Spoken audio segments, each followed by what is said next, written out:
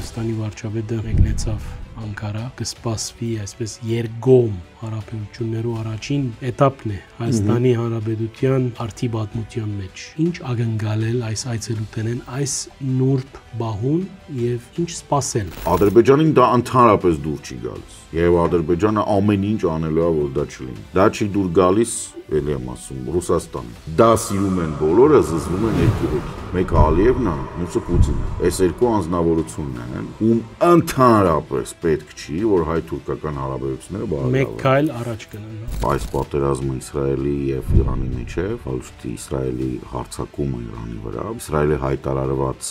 ծրագիրներ միջուկային զենքի չստանալու համար, որպեսզի Իրանը չստանա միջուկային զենք, ինքը ամբողջ տարածաշրջանը ապակայունացնում է։ Թե Հայաստանի, թե Թուրքիայի, թե Իրաքի, թե Պարսից ծոցի թագավորությունների, թե նույնիսկ Պակիստանի եւ Հնդկաստանի համար սա վտանգ է։ Դուք քրարումներ գնեք, որ չի գա միջանցք Զանգեզուրի գդրվածքով Իրանյան թերի նահանջը ինչ որ իրավիճակ կրնա փոխել ի վնաս մեզ կամ Թուրքիան ինչ պիտի կատարի այդտեղ։ Եթե այն ուժերը, որոնք որոշել են, որ Իրանը պետքա չունենա ոչ միայն միջուկային զենք, այլ նաև չպետքա ունենա անկախ տնտեսություն եւ միացյալ դրոշակ, եթե իրանք որոշեցին այս հարցը բարդացնեն, իրանք կարողանան բարդացնել։ Եվ այստեղ շատ տարօրինակ հարց է առաջանում, խնդրում եմ ինչ ճիշտ հասկանալ, այստեղ կարող է Հայաստանն ու Թուրքիան լինեն միակ դաշնակիցները, որոնք դրա դեմ պայքարեն։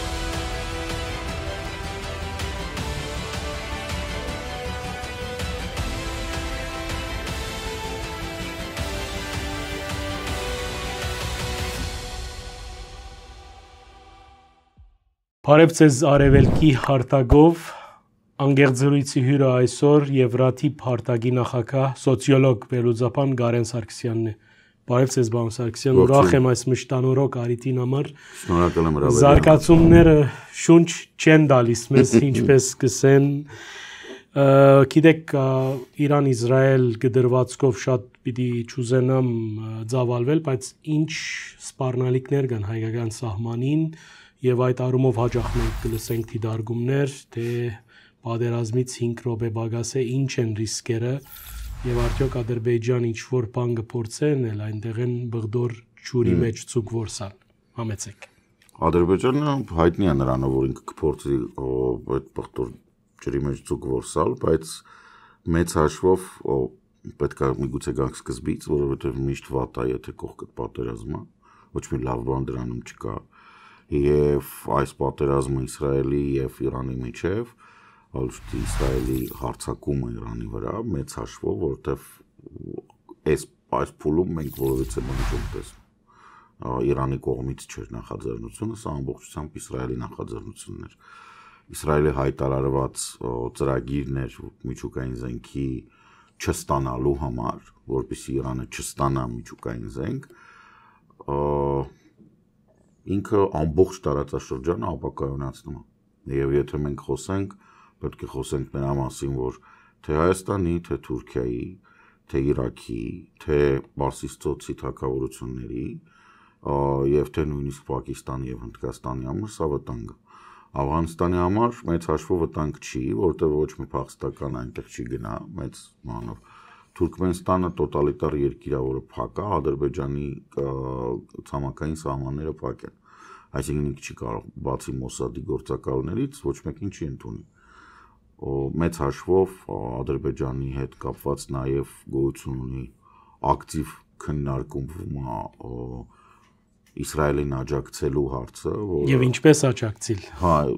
տարբեր կերպ, ասում են, չգիտեմ, սկսած նրանից, որ իսրայելական կործանիչներն են այնտեղից օդ բարձրանում, ATՍ-ները, այո, դրոնները, բաները եւ Ադրբեջանը ոնց որ բեյզնա Մոսադի գործակալների, որոնք այնտեղից ներխուժել են ու ներխուժում են Իրանի տարածք եւ այնտեղով դուրս են գալիս, այս ամբողջ պատմությունները պատտվում են եւ այս ամբողջ պատմությունների մեծ ծավալ կա, որոնք պետք է ստուգվեն, այսինքն տեսեն տեղը չի, մենք դեղին մամուլի թեմա չի, ես էլ չեմ սիրում տենց հայտարարություններ, ես պետք է ստուգեմ, այս պահին գիտեմ, որ կա այդ տեղեկությունները, տարբեր աղբյուրներով գալիս են, բայց որովհետեւ հաստատում, որին ես ինքս կարողանամ հաստատել, դեմ չկա։ կա վատ տրամադրվածություն Իրանում։ Հայաստանում որ կա, դա նորմալ է։ Մենք ասենք նորմալ է պատերազմական վիճակում են։ Կա վատ տրամադրվածություն, ես տեղյակ եմ, որ Թուրքիայում գոյություն ունի մամուլի մի մեծ շարք, որը եւս նմանատիպ նյութեր հրապարակում է։ Ոչ թե ուղիղ մեղադրելով ոնց որ ռուսական կամ ռուսերեն բաներով է գալի, որ Ադրբեջանը Մոսադի համար հանդիսանում է բեյս, այսինքն հիմք, որտեղից իրենք ոչ այդ կարգի, ոչ այդ մագարտի։ Այո, բայց մեծ հաշվով քննարկվում է, որ Ադրբեջանը ինչը արդեն հաստատ կարող ենք բոլորս ասենք, Իսրայելի համար հանդիսանում է հիմնական գործընկերը վառելիքի տեսանկյունից, մատուցման հիմնական գործընկերը ֆինանսատնտեսական հարցերով համագործակցության եւ ակնհայտ է, որ սա դժգոհություն է առաջացնում ամբողջ իսլամական աշխարհում։ Փորձելով պես հարցը լուծել Ալիևը ավելի վատ է անում, ամենաանհաջող պահերին հանդիպում է Պաղեստինի դեսպանի հետ, բան ինչ-որ sense երևում է, որ ինքն էլ պատրաստ չէր նմանատիպ զարգացումների եւ ինքը այստեղ ածանցյալ է եւ ավելի շուտ օբյեկտական սուբյեկտ ինքը գործող չի եւ ինքը չի կարող ասի այո կամ ոչ, իրան ոչ մեկ չի հարցնում։ Սա այն էր, ինչ որ 44-օրյա պատերազմից ժամանակ ես հələ մինչեւ ավարտվել է հոկտեմբերի 10-ին գրել որ անկախ ամեն ինչից ինչով էս պատերազմը կավարտվի 44 էական չի, բայց այն որ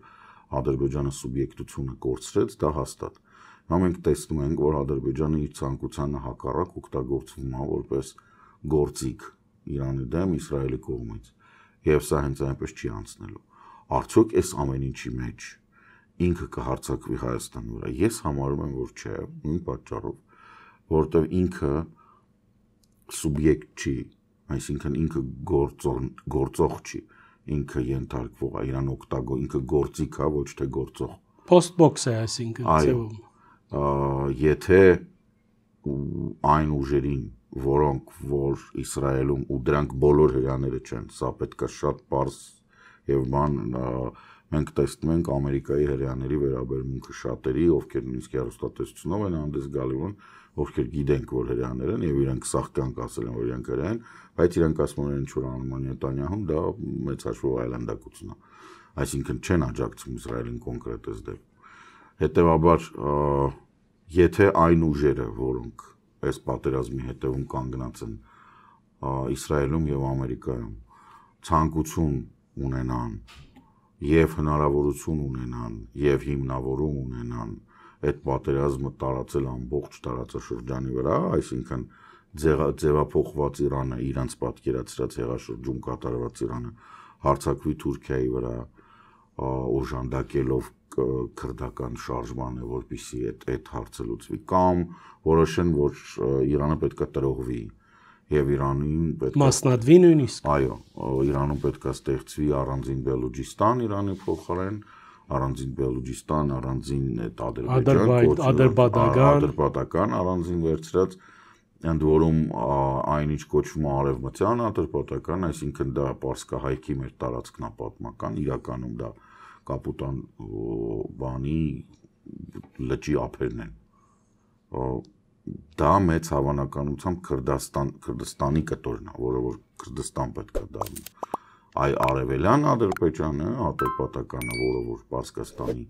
բան է, այդ Արդեբիլ, Մարդեբիլ այդ հատվածով, որտեղ որ իրականում ապրում են մարդիկ,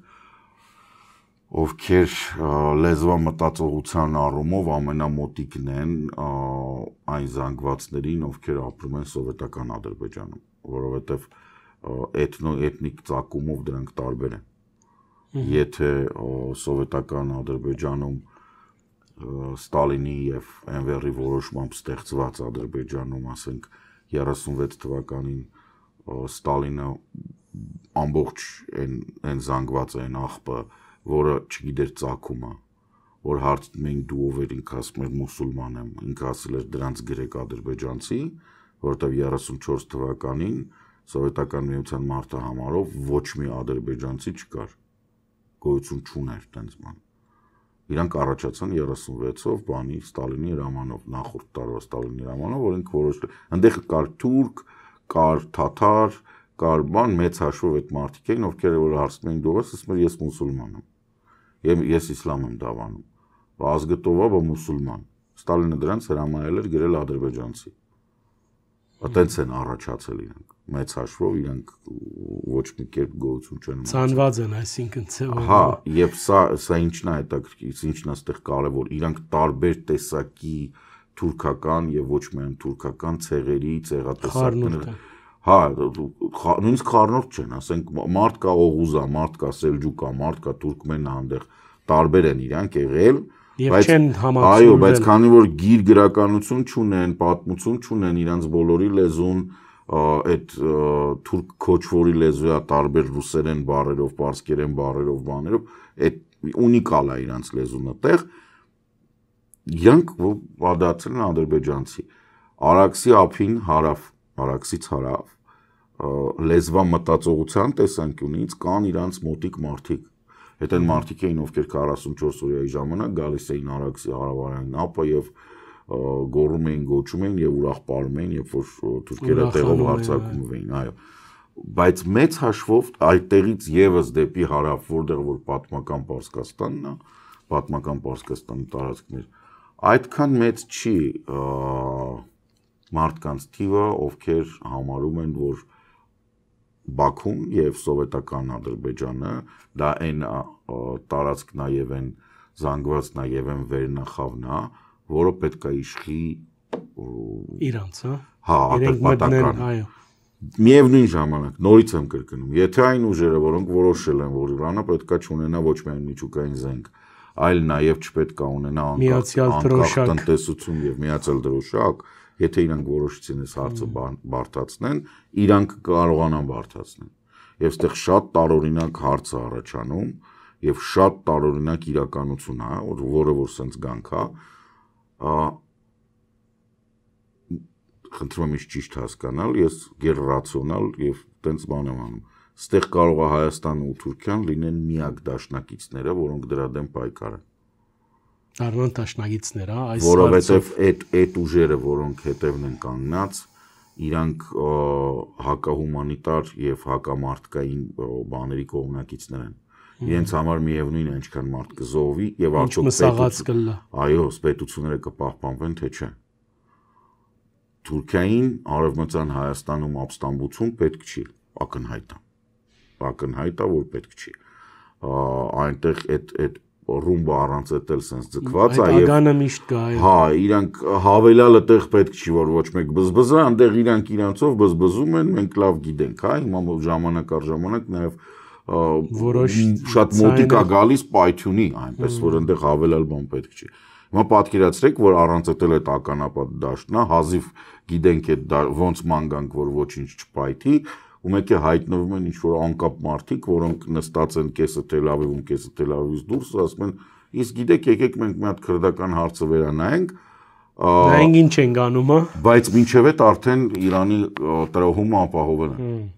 Այսինքն Իրանի տրոհումը նշանակում է, որ արդեն այնտեղ ինքը Իրանով պայթուցի կա, այդ պայթուցի կանոնմիջական սահման ունի Թուրքիայի հետ, այսինքն Բայազեդ, Վասպուրական, այդ ամբողջ տարածքները, նո իրականում ամբողջն է Վասպուրական այդ սահմանով, բայց anyway, մենք ունենում ենք խնդիր այդտեղ։ Մենք ենք ունենում խնդիր, Թուրքիան է ունենում խնդիր եւ հետեւաբար այլ տարբերակ չի մնում իրավիճակը հանգստացնելու։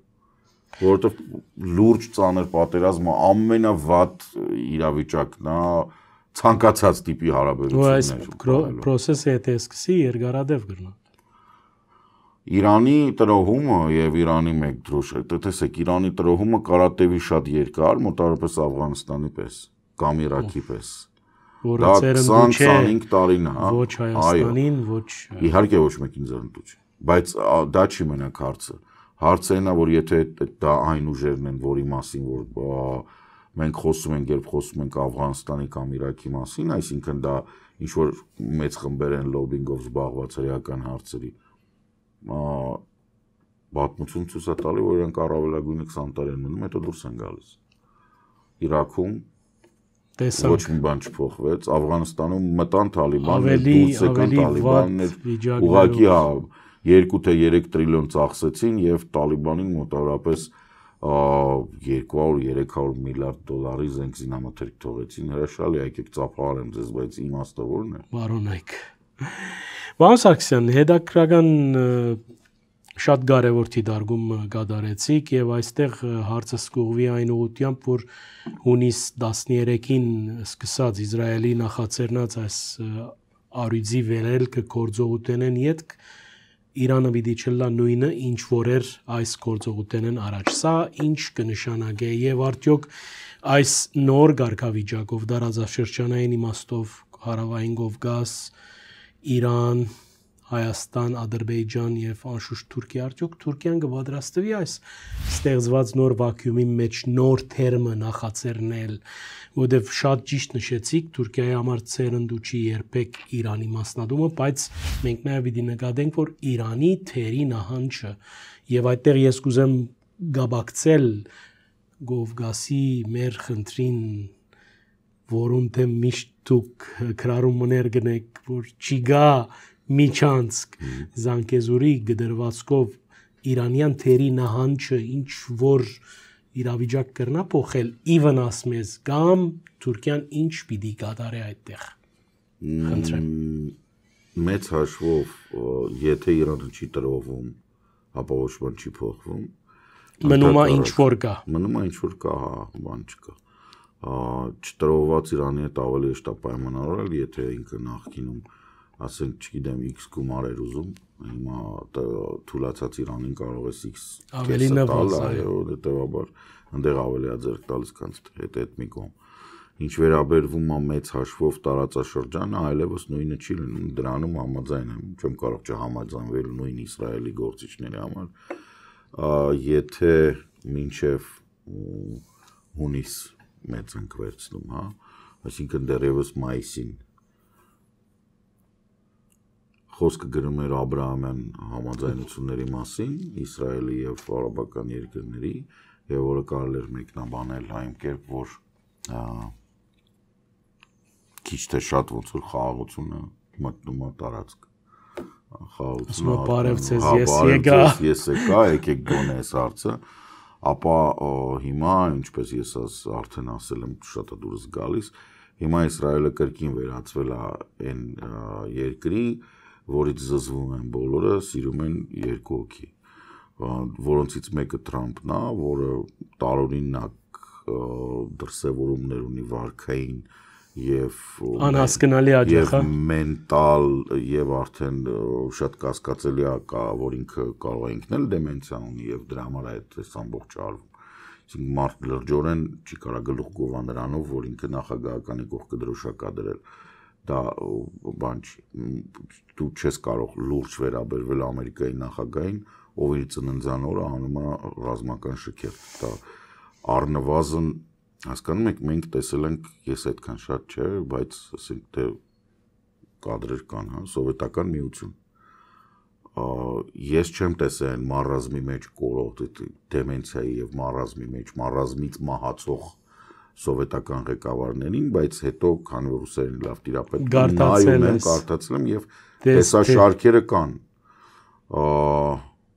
Թրամփը շատ նման է կոմունիստական կուսակցության, այն 70-ական ու 80-ականներից որ սկսվեց այդ Բրեժնևը, որ մահացավ, այդ մարազմի մեջ կորած, լրիվ անջատված ուղեղով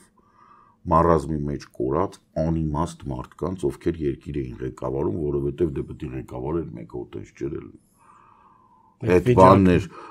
Բրեժնև, Անդրոպով, Չեռնենկո, բան, այդ ամեն ինչը ավարտած շարքը։ Այդ ամեն ինչը եկավ Գորբաչովի, որովհետև տնտեսական վիճակը, այդ մարազմի մեջ կորած մարդիկ, սովետական միության ղեկավարները, իրենք ապահովեցին, որպեսզի սովետական միության տնտեսական վիճակը ոչ թե վատթարանա, գրեթե զրոյանա։ Դրան վերաբերում էր նաև Աֆղանստանի պատերազմը, որը ոչ մեկին պետք չէր, ու սովետական միությանն էլ պետք չէր։ Կան բացահայտված բաներ, արխիվներ, արխիվնյութեր, որտեղ երևում է, որ այդ նիստի ժամանակ էր որոշում էր կայացվում, սովետական միության ղեկավարության 80%-ը դեմ էր դրան։ Կողմ էին 1-2 հոգի եւ մարազմի մեջ կորած Բրեժնևը, Եվ ինչի դա բերեց։ Դա բերեց եթե հիշում եք օլիմպիական խաղերի 80 թվականի բոյկոտի ոչ մեկ չեկավ, ԱՄՆ-ից մարդ չեկավ,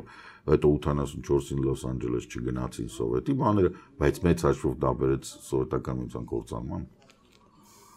Եվ մենք ունենք այնպիսի մի իրավիճակ, որ տարածաշրջանը հիմա նմանվում է, ասենք լավ, Ամերիկայում ընտրություններով կփոխվի, տենց չի մնա, բայց այս ամբողջ ճաշը, որ էփեց Տրամպը, ով պիտի ուտի, հա։ Հա, ինքը Ում վրա պիտի թափվի։ Ինքը մնալու է։ Հաջորդ ամերիկյան կառավարությունը լուրջ խնդիր ունի։ Այո, որպեսզի ինքը ամերիկան սովետ չի, ժողովրդավարությունն է ի վերջո։ Տնտեսությունը լիբերալ է, ազատ է, կա բորսա, որը մեծ հաշվով թելադրում է, թե ինչպես պետք է զարգանա։ Կա, ասենք, չգիտեմ, Ֆեդերալ ռեզերվ, որը նաև պատասխանատու է այդ գնաճի եւ բանի համար։ Այսինքն Ամերիկայի Միացյալ Նահանգները չեն կարող ինքնակործանվել ինչպես Սովետը։ Անտեղ նենց չի որ գրաման են տալի։ Հետևաբար մի պահ, որպեսզի ԱՄՆ-ն ապակինվի, տնտեսությունը առնվազն, իրանք կանգնելու, այդ պահին իրանք պետք է հրաժարվեն Իսրայելին աջակցելուց։ Եվ դա կարող է լինել շատ շուտ, 26 թվականի կոնգրեսի ընտրությունների ժամանակ։ Եվ այդ պահին կարող է այնպիսի մի իրավիճակ ստեղծվի, երբ Հաագայի տրիբունալի օրձերը վզին դրած Բիբի Նետանյահուն մնա մենակ, իսկ ինքը արդեն արեց նենց, որ Իրանից զզվում են բոլորը։ Ճիշտ եք։ Նույն այնպես ինչպես 47-48 թվականին, որտեվ դրանից հետո արդեն կար Հորդանանի, բանի պատմությունը մի քիչ ավելի թեթև էր, հա, 67 թվականին տենց ինչ-որ ամբողջ աշխարհը իր զարգացած աշխարհի իր կողքին էր, որովհետև իր դեմ սովետական միության ճամբարի արաբական երկրներն էին։ Հիմնականում Սուրիան, Եգիպտոսը, Հորդանանը, որոնք որ շատ լավ հարաբերություններ ունեին բանի։ Հիմա տենց չի։ Հիմա դա այդպես չի։ Հիմա սովետական միություն չկա։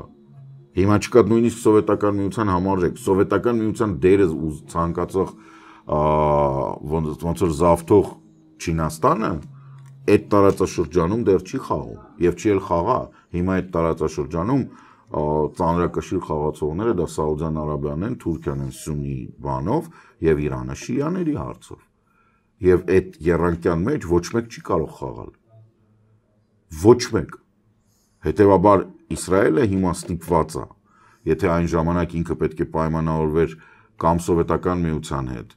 կամ ԱՄՆ-ի հետ, որտեղ երկու ճամբար էր, եւ սա ամբողջությամբ բավարար էր եւ հայտնի է, որ թե սովետական միության վերնախավում հրեաները շատ էին, եւ թե ԱՄՆ-ի վերնախավում հրեաները շատ էին, Իսրայելի համար շատ հեշտ էր պայմանավորվելը, թե սրանց հետ, թե նրանց։ Հիմա խաղացողները, որոնց համար ինքը դառնում է զզվելի եւ տոքսիկ, դրանց ղեկավարության մեջ հրեա չկա։ Եվ ինքը որ հերթի մեջ կանգնում է, ինքը տենց կարող է շատ հեռու լինի, շատ հեռու։ Իրան չի հասնում հատուկ հարգանք։ Ինքը ուղղակի եւս մեկնապետություններից։ Գիտեք, վերադառնանք մեր թեմաներուն, այսօր երեք ավել ճիշտ Հայաստանի վարչապետը մեկնեցավ Անկարա եւ կսպասվի այսպես երկկողմ հարաբերություններու առաջին էտապն է Հայաստանի Հանրապետության արդի պատմության մեջ։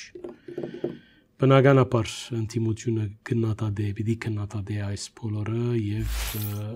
այդտեղ Անկարայի մեջ առնված լուսանկարները կամ Իստանբուլի մեջ առնված լուսանկարները պիտի շրջին հայ աշխարհով մեկ եւ քննադատությունները նոր ալիքմա։ Ի վերջո ինչ ակնկալել այս այցելուտենեն այս նուրբ բահուն եւ ինչ սպասել։ Ինչպես կդիտարկեք։ Նախ եւ առաջ ասում եկեք ճիշտն ասենք, ըստ պաշտոնական ներկայացուցիչի Էրդողանի ոչ թե Անկարա, այլ Պոլիս։ Հետևաբար, եթե Պոլիսա, դա նշանակում է, որ Էրդողանը կամ իր շրջապատի մարդիկ, կամ այն ուժերը, որոնք ճնշել են, պահանջել են կամ համոզել են, որ սա պետք է իրականացվի, նաև բացատրել են, ինձ թվում է այդքանը մեծ հաշվով Թուրքիայում հասկանում են, որ պոլիսը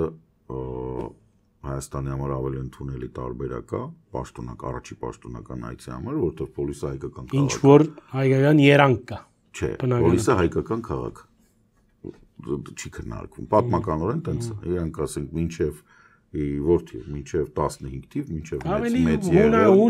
հունական ես սկսեի։ Դե հա, բայց ասենք յա հուն, յա հայ, ինչ տարբերություն։ Համաձայն։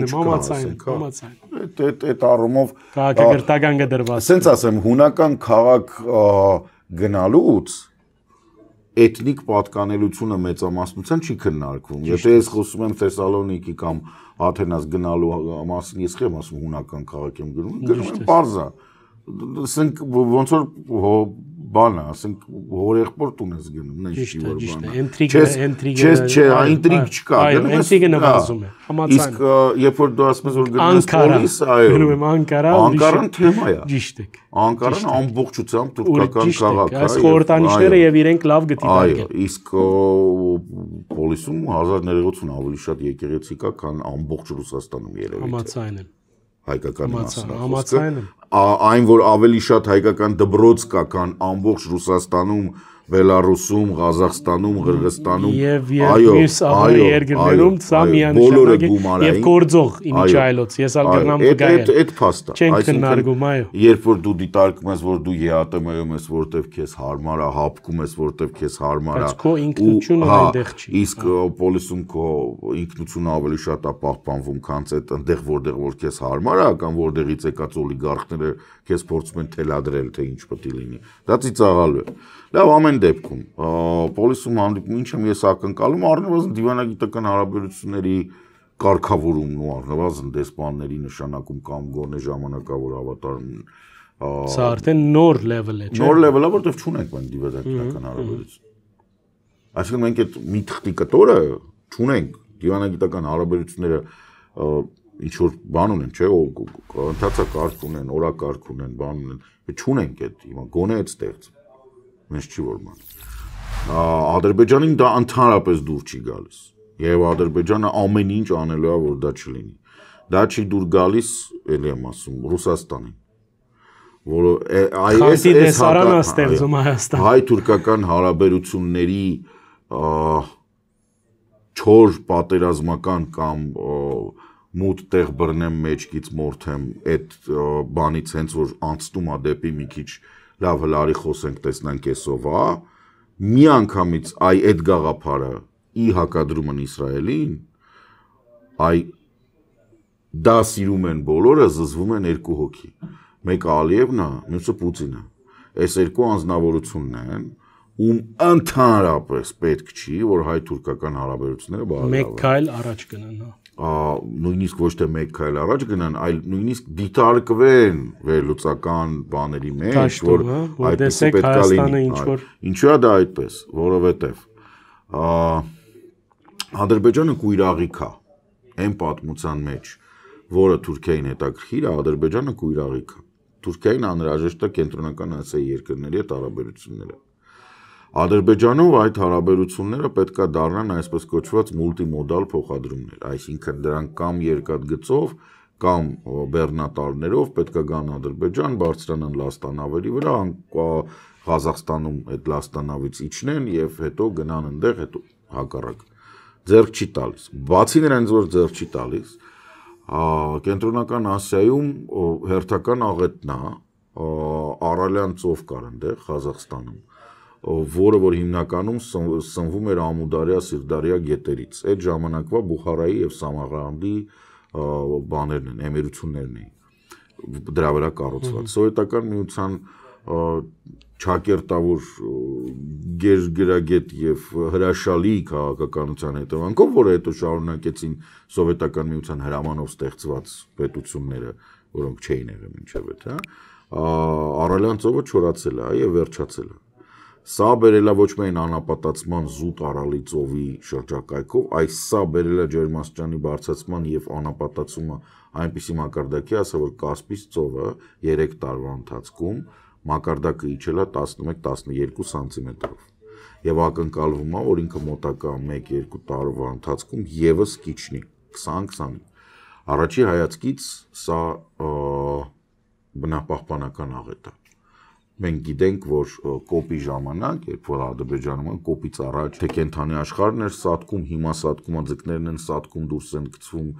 ափի վրա եւ այլն, ահարավոր խնդիրներ կան, ահռելի խնդիրներ կան, Ադրբեջանը իր հերթին դա ախտոտում է այդ ծովը, որտեղ նավթը հին բաներով է, բայց սա բացառապես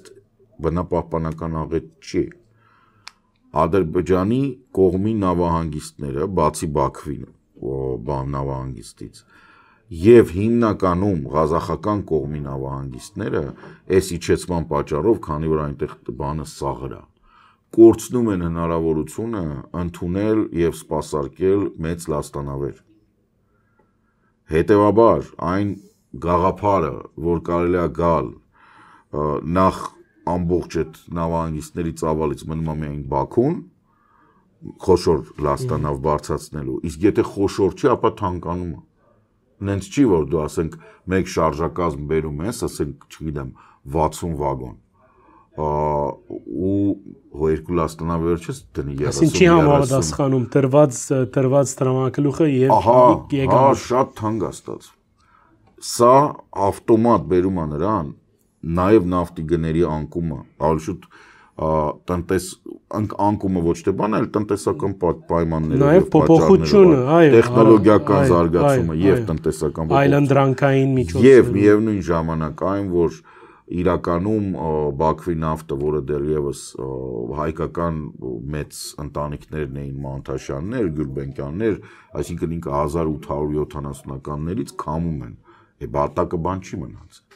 Պաշտոնապես Ադրբեջանը այն տիպի բաներ է հրապարակում, որ մասնագետները ոլորտի վրան ծիծաղում են։ 15 թվականից ինքը չի վերանայում հանված թիվը նավթի։ Ինքը կանգնել է 400,000-ի վրա ու չի փոխում։ Չնայած թե British Petroleum-ը, թե Shell-ը, թե նորվեգացիք ամեն տարի հրապարակելուց ասում են, որ այդ Շարդենիզը բանը որտեղից որ իրանք անում են, նավթ ինքը սկսում է սպառվել։ Եվ սա խնդիր է, մեծ խնդիր է Ադրբեջանի։ Այսինքն դուք նաև գտիդարեք երկարաշունչ դրվածքով Ադրբեջանի տնտեսության հանգումը։ Ադրբեջանի բյուջեն 80%-ով ձևավորվում է նավթից եւ գազից։ Մնացածը այդ նկարածնա Ռուսաստանի հետ պատժամիջոցների շրջանցում, որը պարտի ինքը ինչ-որ պահի վերջանալու է։ Ադրբեջանը բնապահպանական աղետ եւ այլն, այդ էներգետիկայի ոլորտի անիմաստ ծրագրեր, իրականում ծրագրի մի մասը, որը իրանք Հունգարիայի հետ արել են, որ պետքա բարձրավոլտ գիծ Սևծովի տակով գնա դեպի Հունգարիա եւ բան, որպեսզի Ադրբեջանը վաճառի հոսանք, իրականում որ փորեք եւ փորփրեք կտեսնեք, որ դա հակառակի համար է։ Իհեջուգս է Իրանը։ Այո, որպեսզի ինքը Հունգարիայից եւ Սլովակիայից, որոնք թե գազի, թե ատոմային էներգետիկայի շնորհիվ ունեն ավելցուկ էլեկտրոէներգիայի, որպեսզի ինքը ստանա, որտեղ ինքը չունի բավականաչափ էներգիա։ Ինքը հիմա փորձում է արևային դնել, բայց տոտալիտար երկրներում չունեցածը գուզե ձախել, հա։ Տոտալիտար երկրներում բարձր տեխնոլոգիական ներդրումները արդյունք չեն բերում։ Չի կարա լինի, ինքը բան չի։ Ինքը միևնույնն է, բնակչությանը պետք է սպառի, ես դրա համար եմ պնդում, որ խնդիրը ստեղ հակառակն է։ Հիմա այս կույրաղիքի հետ լեզու գտնելու համար առանձնապես բան պետք չի, ուղղակի Իրանի այս պահի իրավիճակը այնպեսին է, որ այդ Զանգեզուրի միջանցք կոչվածը, որը Իրանը ասել էր եկեք իմ տարածքով դուրս եկեք, բարձը փակեք։ Հենց հիմա, որպեսզի Ալիևը գոնե ինչ որ կերպ կապը պահպանի Նախիջևանի հետ, ինքը պետք է պայմանավորվի Հայաստանի հետ։ Ու ինքը ժամանակ չունի այդ բաների, որտեղ ակնհայտ է իրանք գիտեն, որ Հայաստանում ոչ մեկ իրենց միջանցք չի տա։ Ընդհանրապես ոչ մեկ։ Դրա համար պետք է համաձայնվի այն ծրագրին, ինչ որ Արարատ Միրզոյանը ասում էր Եվրոպայում դեռևս 21-22 թվականին։ Ինչի մասին ասում է Մակրոնը, ինչի մասին ասում էր այն ժամանակ Բայդենը, Բլինկենը, հիմա Տրամպը չի ասում, որովհետև Տրամպը չգիտի Հայաստանը որն է փառք է Տեր Աստված այդ քարտեզները տոտ չի իմանա, ինչքան քիչ գիտենք այդքան լավ։ Դրա մասին ասում էր Իրանը մեծ հաշվով։ Դրա մասին ասում էր Էրդողանը 21 թվականին, որ ինձ Արյունով բացած Միջանցք պետք չի, եթե Հայաստանը չի ուզում փող աշխատի դրա վրա, այդ իր խնդիրն է, լավ հասկանալով, դե պարզա չէ, որ եթե միտեղ կա որ մենք կարանք փող աշխատենք, մենք իրան կտանենք ծովը ծառավ հետ կբերենք, բայց այդտեղ փողի հարց չէ, դա անվտանգության հարց է։ Փողը մենք այ հիմա փողի հարց է։ Այ հենց հիմա փողի հարց է։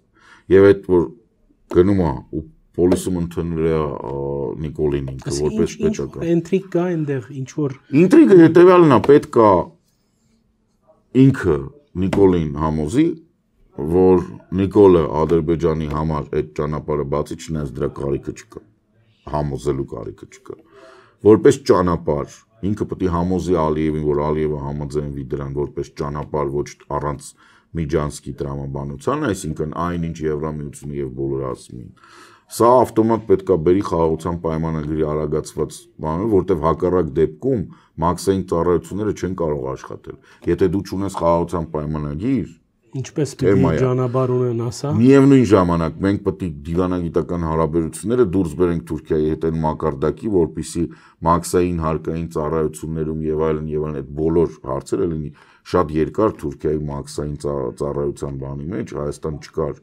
Դու որ մտցնում ես Թուրքիա ապրանք, ուզում ես արտահանել Հայաստան, չէիր կարողանում, որտեղ չկար ցուցակում Հայաստանը։ Հենց չէ որ չէին բերում։ Ռուսաստանը կխանգարի այս բոլորը։ Ռուսաստանը իհարկե կխանգարի։ Մի հատ եթե այդ ուղղությամբ փակագիծը մտանանք ու վերադառնանք Հայաստանի ներքին։ Ռուսաստանի փակագիծը միակն է։ Մինչև Պուտինը եւ ես պետք է օգտագործեմ սատկել բառը։ Չսատկի,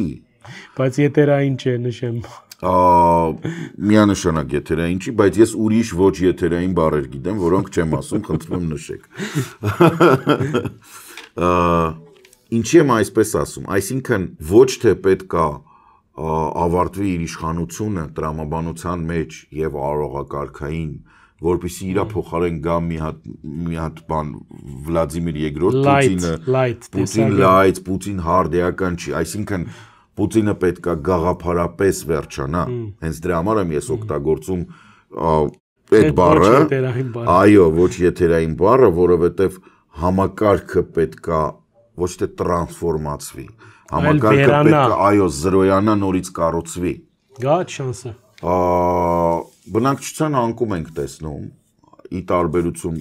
բաների, մի փոքր դրա մասին ասեմ, որտեղ վստահ չեմ, որ մեր Սփյուռքում լավ են հասկանում, ես շատ հաճախ Սփյուռքում տեսնում եմ Ռուսաստանի մեծարող քառակուսի աչքերով դեմքեր, որոնք զարմացած ասում են, ինչպես ես դու ասում, որ Ռուսաստանը, ասում եմ ժողովուրդ, եկել այն ժամանակը, որ մենք թուրքերին պետք է ասենք սև ռուս, ոչ թե ռուսներին ասենք սպիտակ թուրք, այլ թուրքերին ասենք սև ռուս, որովհետև 1829 թվականից սկսած, եթե սկսեք վերլուծել, դուք կտեսնեք, որ ամենամեծ վնասը հայ ազգին հասցրել է Ռուսաստանը, ոչ թե Թուրքիան։ Սա ամենակարևոր բանն է։ Մեր աչքի առջևը Արցախի ճակատագիրը։ Հա, բան չասեցի։ Եղեռնով բանով կարող եք տեսնել, էլի։ Խնդիրը ուրիշ տեղ է։ Խնդիրը նրանում է, որ Ռուսաստանի համար հայ-թուրքական հարաբերությունների բարելավումը, հայ-թուրքական սահմանի բացումը սրտի ցավ է։ Սրտի ցավ չի, ոչնչացում է։ Որովհետև եթե Ռուսաստանը իսկ այդ ճանապարհին ենք արդեն, որ իրանց հանում են, ուղղակի Նիկոլեն շատ վախկոտ են ու շատ դանդաղ են դա անում, հա։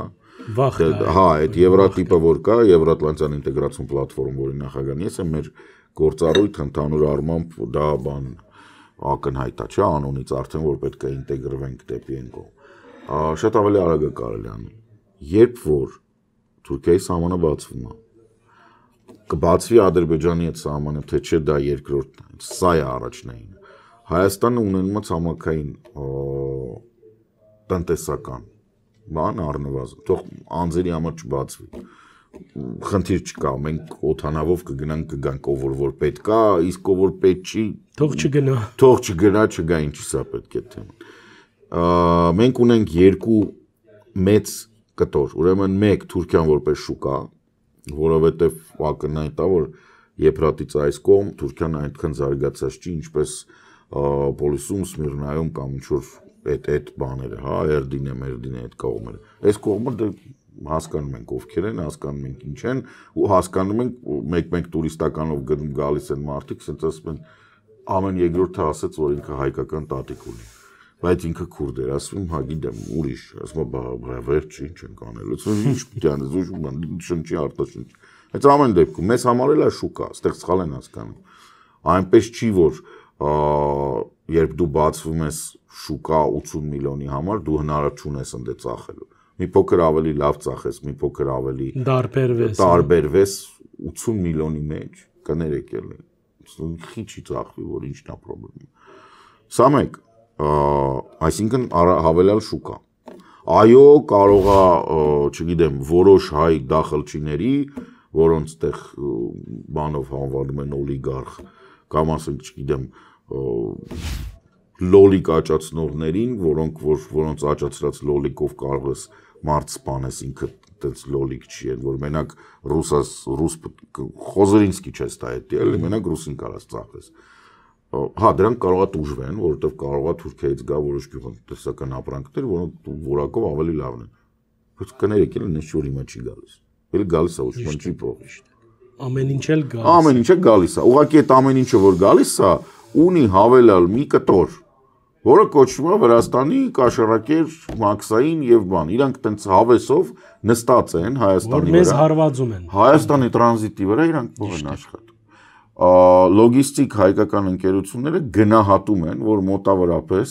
1500-ից 2000 եվրոյով մեկ բեռնատարի մեջ գինը կիչնի,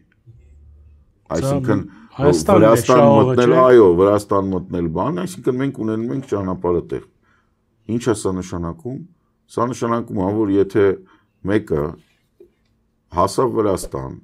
իրան մի հատ Թիֆլիսում փող իրանից վերցրեցին, որ հայկական ապրանքա գնում է Ռուսաստան, մի հատ գնաց Լարսում տեսա, որ Լարսը այսօր փագա վաղը կբացվի, բայց մենակ նրանց համար, ովքեր ասենք, չգիտեմ, կյաժ կատու ունեն տանը ու կարողանում են տրնգի պարել հարբած եւ մերկ սարերում, կասինգեր, գիտես ինչ կա, դու էլ քո Ռուսաստանն է, կպտտի կգնա, էլ երբեք տենց չի գնա, որտեւ եթե այս ճանապարհը բացվում է, ինքը բացվում է հավերժ, հա, դեպի Եվրամիություն քշում ես, ուրիշ բան կա, դու կարող ես չքշել ամբողջ Թուրքիայում մինչեւ Եվրամիություն, դու կարող ես գնալ օգտագործել տրապիզունդը, որպես բան, եթե դու ուզում ես գնալ ավելի նորմալ, ասենք, չգիտեմ, Մարսելի ես ուզում կաֆարստատես, հրաշալի է, դու կարող ես գնաս Ադանա, չգիտեմ, կամ Այասում բան անես, կամ Ալեքսանդրետում դնես նավի վրա տանես, այսինքն քեզ մոտ ընդրանքները շատ են, այո, քեզ մոտ երթուղիներն դու կարդեսի մեջ ես մտնում, այսպես ասենք, հիմա մենք ունենք մի հատ Վրաստան, մի հատ Սևծով, որտեղ ռուս-ուկրաինական պատերազմն է, այսինքն այնպես չի, որ ամբողջական է աշխատում, ամբողջական է, եւ ունենք թակ մի հատիկ Լարս, ինչի են Հայաստանում ռուսական ուժերը, այդ թվում կառավարության մեջ, այդ թվում մարդիկ, ովքեր կառավարության մեջ թաքնված պրոռուսական են, ինչի են ուզում, որ խաշմերու կլինի, որ Ադրբեջանը բացվի, որ իրանք Ադրբեջանով դուրս գան Ռուսաստան, որ իրանք Լարսին, հա, բայց իրանք Լարսին համարժեք են ուզում ունենան, ուղղակի քանի որ իրանք բութ են, ապազգային են, դախլչի են եւ սրիկա են,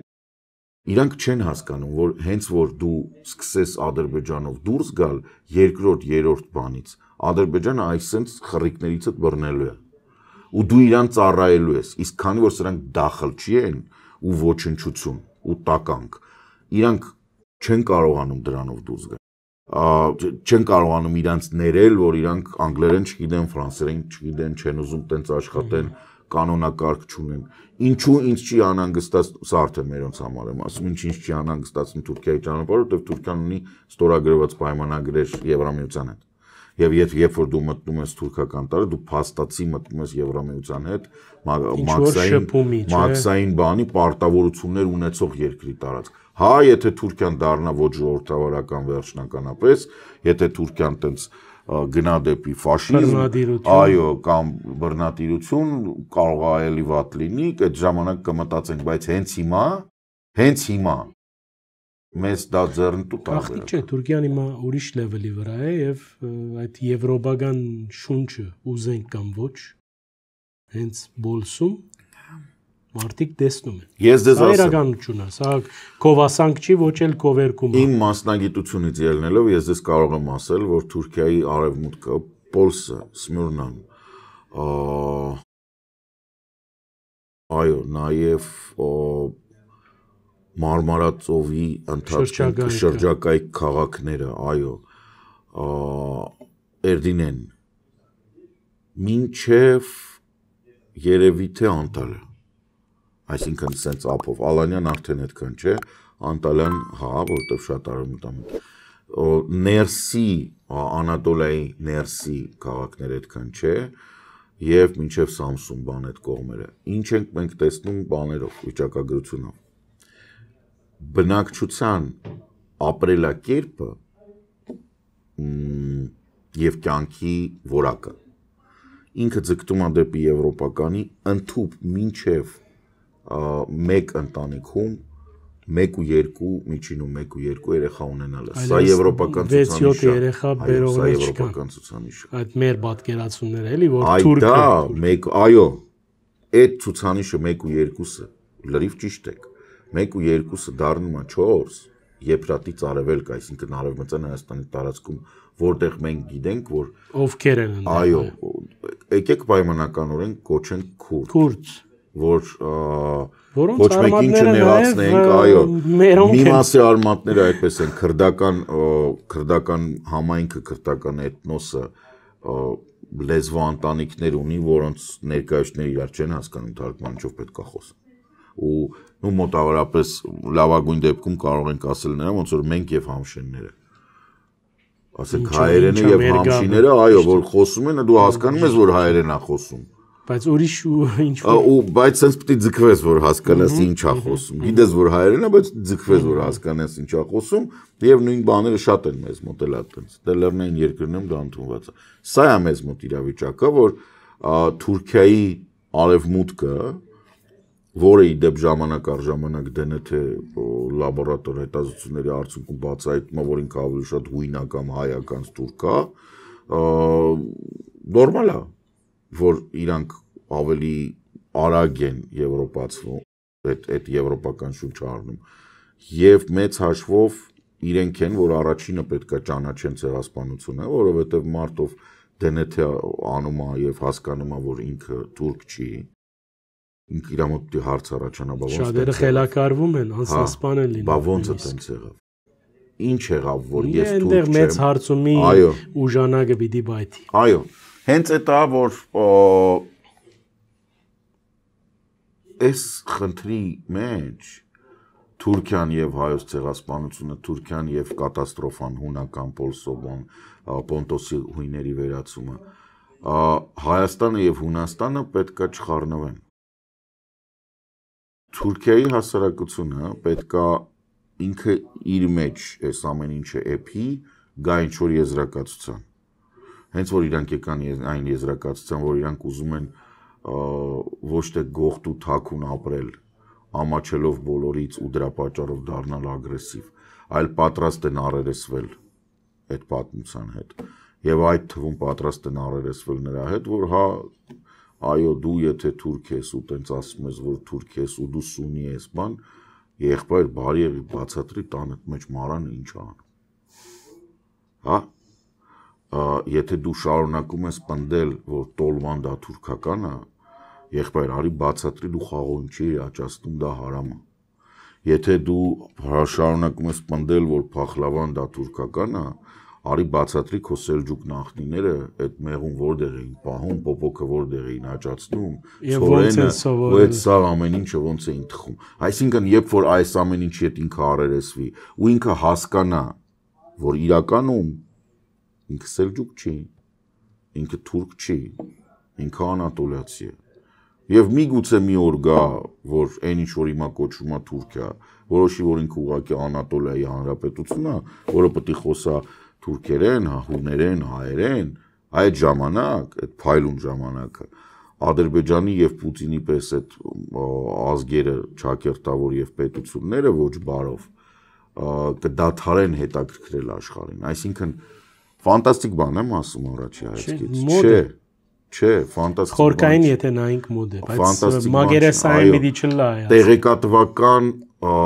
հեղափոխությունը, որը հիմա արդեն հետ տեղեկատվական ժամանակահատված ենք տևակողել։ Արհեստական բանականությունը շատ է հեշտացնում process-ը։ Կրթվելու, եթե մարդը ուզում է ստանա գիտելիք, ինքը չի կարող չստանա այդ գիտելիքը։ Գոյություն չունի, եթե մեր սովորելու ժամանակ, եթե ինձ պետք էր կվանտային ֆիզիկայից բան հասկանալ կամ ասենք, չգիտեմ, Ֆիխտեի փիլիսոփայության առանձնահատկությունները կամ բանը, չգիտեմ, Մոնտենի կամ ինչ-որ Մակիավելի, հասկանում եք, արդեն այն ժամանակ հեշտ էր, որտեղ Մակիավելին թարգմանված էր։ Ինձանից 100 տարի առաջ Մակիավելին կար մենակ, ասենք, լատիներեն ու կարողա ֆրանսերեն, որտեղ բրիտանացիք իրեն չէին ճանաչում։ Եթե ձեզ հետաքրքրում է Շեքսպիրը, դուք պարտադիր չի հին անգլերենը ունենաք, որով որ ինքը գրել է։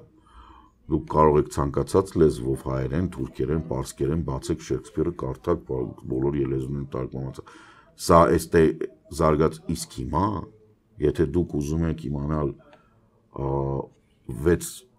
3 հատորանոց լավ Ֆիխտեի այդ բարձրագույն մաթեմատիկայի դասագրքի ընդհանրացված մի հատ բանը, դուք կարող եք ChatGPT-ին ասեք այս գլուխը ինձ մի հատ բացատրին հենց, որ ես հասկանամ կամ դպրոցականը հասկանա ու ChatGPT-ին ձեզ բացատրում է։ Այսինքն ոչ թե ասես, որ հնարի, այլ ուղղակի ասես այս գրքի այս գլուխը բացատրի ինձ այնպես, ոնց որ ես 7-րդ դասարանի աշակերտ եմ։ Ու ինքը դա մաքսիմալ բերած 7-րդ դասարանի համար։ Ինչի համար եմ սա ասում։ Սա հնարավոր չէ այս իրավիճակը պատկերացնել,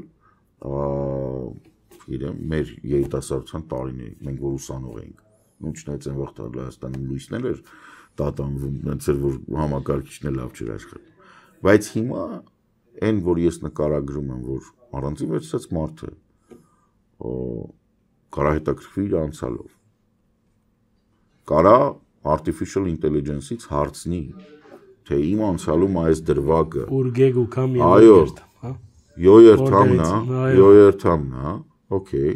ու համել իսկ կարողա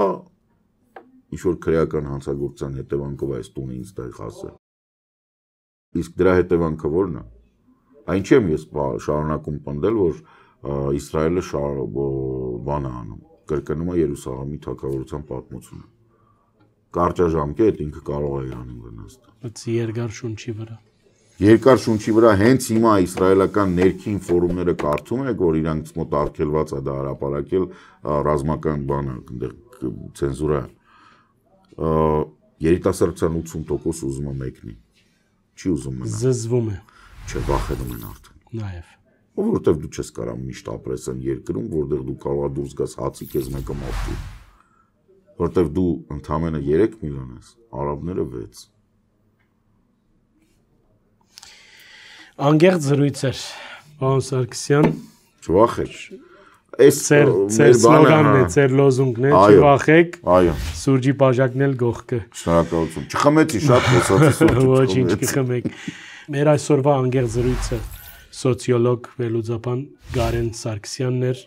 Գարեն Սարգսյանի հետ էր ու նաև հորդորս ցեզի հետևիլ մեր տեսանյութերուն, դարմացնել ձեր դեղեցությունները ու նաև մեկնաբանել, տարածել, այդպիսով խտանած գլակ անգախ մամուլի մեր առաքելությունը բարին ընծես։